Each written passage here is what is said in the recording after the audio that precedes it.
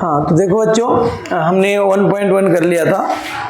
अब है एक 1.3 एक थ्योरम देखते हैं। कहता है कि √2 इज अ इरेशनल नंबर। √2 एक अपरिमेय संख्या है, ये हमें प्रूव करना है। ठीक है, तो देखिए कैसे करना है, एक बार ध्यान से देखिए आप लोग। ठीक है, देखिए यहाँ पे जो है सॉल्यूशन लिखेंगे, सॉल्यूशन। ठीक है, हमें क्या प्रूव करना है कि √2 एक अपरिमेय संख्या है, यानी कि इरेशनल नंबर है। तो सबसे पहले लिखेंगे let √2 is a rational number. सबसे पहले ये मान लेंगे हम कि जो √2 है वह एक रेशनल नंबर है। हिंदी में लिख लेंगे कि √2 एक परिमेय संख्या है, परिमेय संख्या है, ये हमने मान लिया। तो देखिए जो भी परिमेय संख्या होगा, अगर हम परिमेय संख्या लेंगे, रेशनल नंबर लेंगे, तो कुछ इस फॉर्म में होगा। √2a बराबर a/b ले सकते हैं, p/q कुछ भी ले सकते हैं। तो यहाँ पर हमने जो लिया है a/b, a and b are coprime, ये को प्राइम नंबर है। ठीक है, हिंदी में कहते हैं कि a और b सह अभाज्य संख्या है, सह अभाज्य संख्या है। ठीक है बच्चों, सह अभाज्य को प्राइम का मतलब है कि दोनों में एक ही कॉमन है। ठीक है, यानी कि ओनली वन कॉमन है। एग्जाम्पल देख लीजिए एक बार ऐसे, जैसे मान लिया जाए कि 5 है 6 है, तो ये दोनों में कॉमन एक है। 15 है 16 है, तो ये दोनों में कॉमन एक है। तो यह एक सह अभाज्य संख्या है। ठीक है, देखिए तो अगर हमने मान लिया कि a एंड b आर को प्राइम नंबर, तो क्या करना है, इसको इधर लेकर आते हैं तो ये हो जाएगा √2b बराबर a। अब क्या करना है कि दोनों तरफ हमें स्क्वायर कर देना है। हमें क्या करना है, दोनों तरफ वर्ग कर देना है। तो यहाँ लिख देंगे दोनों तरफ वर्ग करने पर, दोनों तरफ वर्ग करने पर, यानी कि squaring both side, squaring both sides, दोनों तरफ वर्ग कर लिया। तो ये हो गया √2 का अगर स्क्वायर करेंगे तो रूट हट जाएगा, ये 2 आ जाएगा, तो 2 आ गया और b का स्क्वायर हो जाएगा बराबर a²। तो यहाँ देखेंगे हमने एक थ्योरम देखा था, वही थ्योरम यहाँ पे लगा देंगे कि 2 इधर अगर चला जाएगा तो जो 2 है वो a² तथा a दोनों को विभाजित करता है, दोनों को विभाजित करता है। इंग्लिश में लिखेंगे 2 divides a² as well as a। यहाँ पे लिख देंगे बच्चों बाय थ्योरम। हमने एक थ्योरम किया था, यानी कि प्रमेय से, यानी कि हमने एक थ्योरम किया था, हिंदी में लिख लेंगे आप प्रमेय से। ठीक है, प्रमेय से। अब क्या करना है, इसको हम फर्स्ट मांग लेते हैं यहाँ पर। ठीक है, अब दोबारा ले लेते हैं कि लेट a इक्वल टू, चूंकि √2 है तो हमने मान लिया 2c। c क्या है, c कोई धनात्मक पूर्णांक है, धनात्मक पूर्णांक है बच्चों। ठीक है, यानी कि c is a positive integer. जो c है वो एक पॉजिटिव इंटीजर है। ठीक है, अब क्या करेंगे कि जो a बराबर हमने 2c लिया है उसको हम रख लेंगे, यहाँ पे लिखते हैं बच्चों कि पुटिंग a बराबर 2c इन फर्स्ट। फर्स्ट में हम रख लेंगे, जो फर्स्ट हमने माना हुआ था 2b² बराबर a², तो यहाँ जब रखेंगे तो ये हो जाएगा 2b² बराबर a²।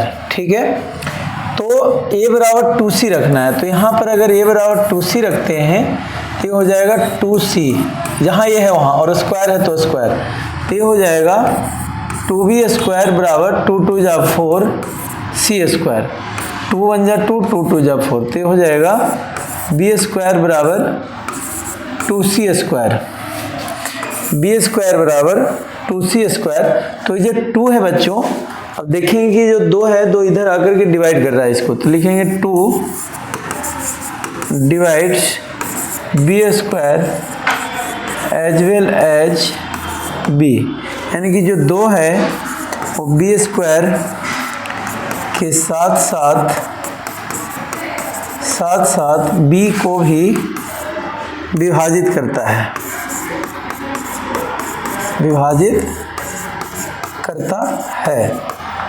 अब देखिए यहाँ पे 2 a को भी विभाजित करता है स्क्वायर को, और 2 b को भी करता है। इसका मतलब क्या हुआ कि जो 2 है, 2 is factor of a and b, यानी कि जो 2 है वो a तथा b दोनों का, a तथा b दोनों का गुणनखंड है, गुणनखंड है। जबकि हमने शुरू में क्या लिया था कि जो a और b है वो को प्राइम है, उसके बीच में सिर्फ एक ही कॉमन है, और यहाँ आ रहा है कि 2 दोनों में है। ऐसा क्यों हुआ, है ना? तो ये इसलिए हुआ क्योंकि हमने, ये विरोधाभास है, तो यहाँ लिखेंगे कि यह विरोधाभास है, क्योंकि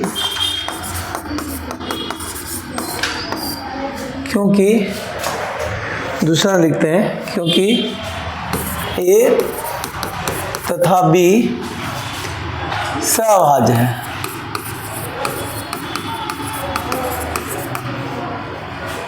It is contradiction that 2 is factor of A and B because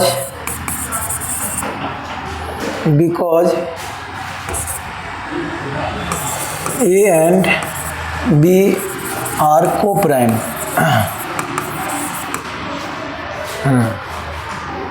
ठीक है, एक को प्राइम है, इसीलिए कॉन्ट्राडिक्शन हो गया कि 2 जो है ए और बी का गुणनखंड है। तो ऐसा क्यों हुआ, क्योंकि वी हैव अज्यूम्ड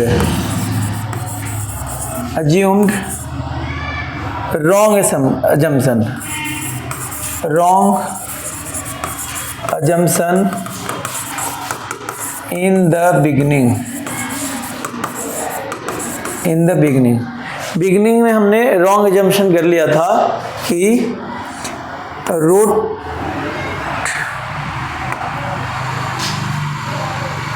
2 कर लिया था कि root 2 is a rational number. ठीक है, हमने ये मान लिया कि जो रूट 2 है वो रेशनल नंबर है। So root 2 is an irrational number, यानी कि हिंदी में लिख सकते हैं कि ये तथा बी सभाज्य है। यह हमारा शुरू में गलत अवधारणा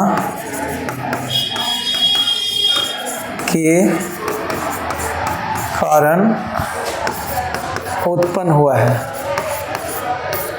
हुआ है कि रूट 2 एक परिमेय संख्या है,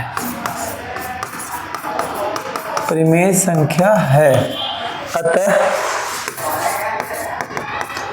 रूट 2 एक अपरिमेय संख्या है। ठीक है बच्चों, आप अगर करेंगे तो आपको आ जाएगा समझ, और ये लास्ट में लिखना है।